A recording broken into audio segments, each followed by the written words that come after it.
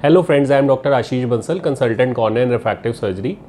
आज मैं इस वीडियो में आपको आँखों की पुतली यानी कि कॉर्निया के कारण होने वाली ब्लाइंडनेस या अंधेपन के बारे में, जिसको कि हम कॉर्नियल ब्लाइंडनेस कहते हैं, उसके कारणों के बारे में बताऊंगा व उसके ट्रीटमेंट यानी कि कॉर्नियल ट्रांसप्लांट या पुतली प्रत्यारोपण में क्या किया जाता है, इसके बारे में भी डिटेल में बताऊंगा। सबसे पहले हम ये जानते हैं कि आँखों की पुतली यानी कि काला डेला क्या होता है और ये क्या काम करता है।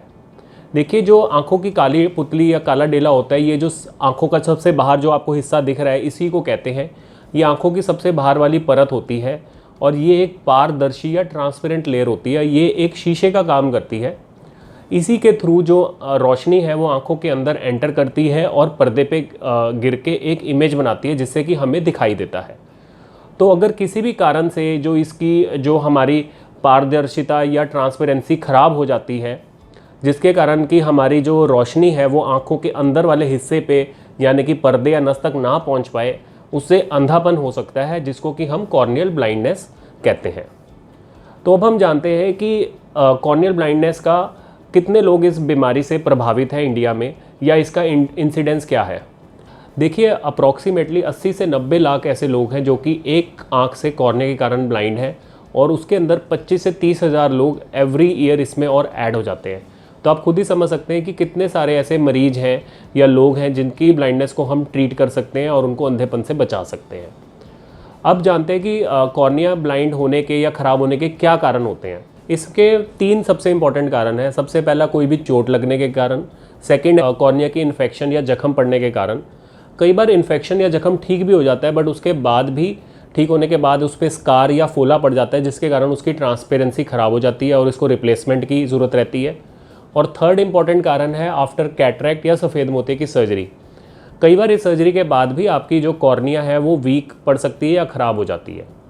उसके अलावा कुछ अन्य कारण हैं, जैसे कि विटामिन ए डेफिशिएंसी या हेरिडिटरी या कंजेनिटल फैक्टर, जिसमें कि ये कई बार जमानदरू तौर पे भी ख़राब हो सकती है।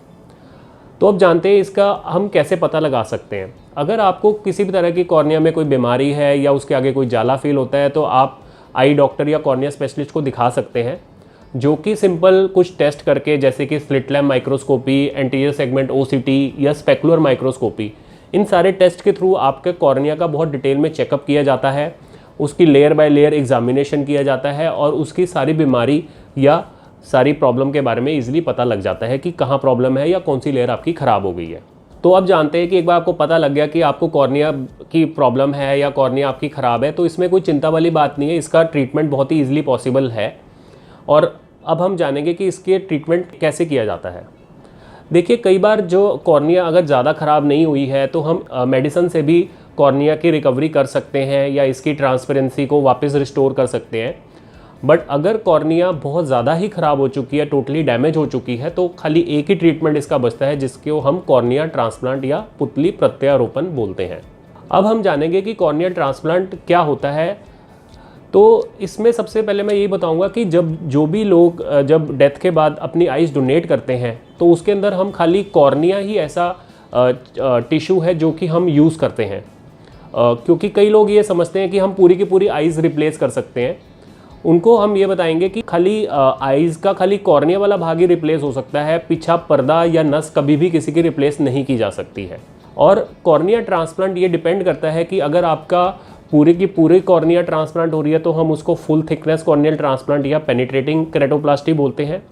बट आजकल काफ़ी एडवांसमेंट हो गई है, जिसके अंदर हम पूरी कॉर्निया ना बदल के, अगर आपकी कुछ पर्टिकुलर लेयर्स ही ख़राब हैं, तो हम पार्शियल थिकनेस या लमेलर कॉर्नियल ट्रांसप्लांट भी कर सकते हैं। अब जानते हैं इसका सक्सेस रेट क्या होता है। देखिए, किसी भी ह्यूमन बॉडी के ऑर्गन का ट्रांसप्लांट किया जाए, वो किडनी है या बोन मैरो है, क्योंकि हम किसी और का बॉडी पार्ट आपकी बॉडी में लगा रहे हैं, तो इस चीज़ की कोई गारंटी नहीं होती कि वो आपकी बॉडी उसको एक्सेप्ट करेगी या रिजेक्ट करेगी। बट फिर भी किसी भी ऑर्गन के मुकाबले कॉर्निया का जो ट्रांसप्लांट है उसका सक्सेस रेट सबसे ज़्यादा होता है, क्योंकि इसमें खून की नसें नहीं होती हैं। और जो इसका सक्सेस रेट है और भी कई फैक्टर्स पे डिपेंड करता है कि आपकी क्या एज है, किस कारण से आपका ट्रांसप्लांट किया जा रहा है, आपकी आइज़ में कॉर्निया के अलावा कोई और भी बीमारी जैसे कि काला मोतिया तो नहीं है, या आपका इससे पहले भी कभी कॉर्निया ट्रांसप्लांट हुआ है कि नहीं हुआ है। तो फिर भी इसका जो आज की डेट में सक्सेस रेट है वो अराउंड 70 to 80% है। और जो पार्शियल थिकनेस या लमेलर कॉर्नियल ट्रांसप्लांट सर्जरी है उसमें इसका सक्सेस रेट और भी बेटर है और रिकवरी भी फास्ट है। तो मैं लास्ट में ये भी बताऊंगा कि आपको कॉर्नियल ट्रांसप्लांट सर्जरी के बाद क्या प्रिकॉशन लेने पड़ते हैं या इसका रिकवरी टाइम क्या रहता है। देखिए, जैसे कि कोई अन्य सर्जरी होती है, जैसे कि कैटरेक्ट सर्जरी होती है, उसके अंदर आप 4-5 दिन में काफ़ी हद तक रिकवर कर जाते हैं और अपना रूटीन का काम शुरू कर देते हैं। बट कॉर्नियल ट्रांसप्लांट के बाद आपको कम से कम 1 मंथ तक काफ़ी केयर करनी पड़ती है और आइज़ का पूरा ध्यान रखना होता है कि आँखों पे चोट ना लगे, आँखों को मसले ना, आँखों पे दबाव ना पड़े, आँखों पे पानी ना लगाएं, और अपनी जो दवाइयाँ हैं वो भी आपको बहुत प्रॉपर वे से डालनी होती है और वो थोड़े लंबे टाइम तक डलती हैं as compared to other eye surgeries. और इसके अलावा हम जो कॉर्निया है, आपका जो बॉडी है उसको, आपके जो न्यू कॉर्निया को कभी भी रिजेक्ट कर सकती है, जिसको हम ग्राफ्ट रिजेक्शन बोलते हैं।